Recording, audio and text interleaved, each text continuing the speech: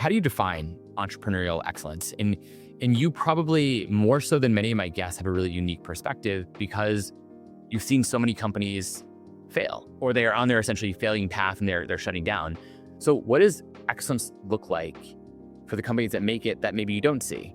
Maybe using lessons you've learned from the ones who have failed to the ones who you never see. But what makes the difference? I think, the combination of the words they used, entrepreneurial excellence, they kind of contradict to some extent, because like entrepreneurs are about being scrappy and about like failing in order to learn, and and then excellence in a lot of people's minds, like, oh, you have to be perfect, you have to be excellent, like that's what excellence means. So I actually think that when I think about the combination of those two words, entrepreneurial excellence, I actually think that the entrepreneurship takes a larger weight there.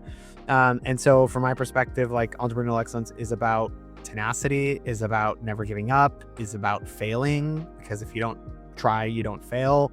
I actually don't think like entrepreneurial excellence is necessarily succeeding or selling your business or raising around. The excellence of being an entrepreneur is like never giving up, continuing to try, continuing to iterate, not being afraid to take risks, not being afraid to fail. I think that ultimately is like entrepreneurial excellence. And It's actually a really good take. I mean, and I think that's very true, right? An excellent entrepreneur is the one who can essentially pick themselves back up and go at it again, or at least do something again, and not to let their failed company destroy their ability to continue to grow. Because my assumption is for the large majority of founders, not all of them, of course, but like the most world famous ones we know about, have lots of failure in their past. Almost every company that you'll read that the founder like succeeded, sold, exited, like they're typically second, third, fourth time founders. Very rare is it that it's like, a first time founder. Maybe Mark Zuckerberg's a great example of the first time, but take almost every other entrepreneur, like Sam, OpenAI, CEO of Carta, Henry, like every one of them has a war story of trying multiple businesses before and failing. Yeah. So talk us through, like, on the note of failing, like what happened at Ernie? Like, it maybe wasn't the exit you expected. You still exited it, but you're probably thinking it's going to be $1 billion company. What happened to teach you these lessons and lead you to starting Simple Closure? Yeah, great question. So Ernie was a consumer fintech company, started in, 2016-ish. We started the company. We grew to 3.5 million users. It was a roller coaster. We had a lot of success. We had a lot of failures in that process. We disrupted the credit card price protection market. At the time when we started the company, almost every merchant and every credit card company had something called price protection. So it was Chase and Citi and Discover and Amex and Amazon, and the retailers and the merchants had it.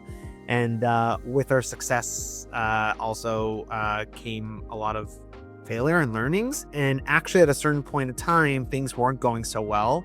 And it was actually in a board meeting presenting financials to the board. And one of our board members looks at the numbers and the financials and says, hey, Dori, the numbers don't look so good.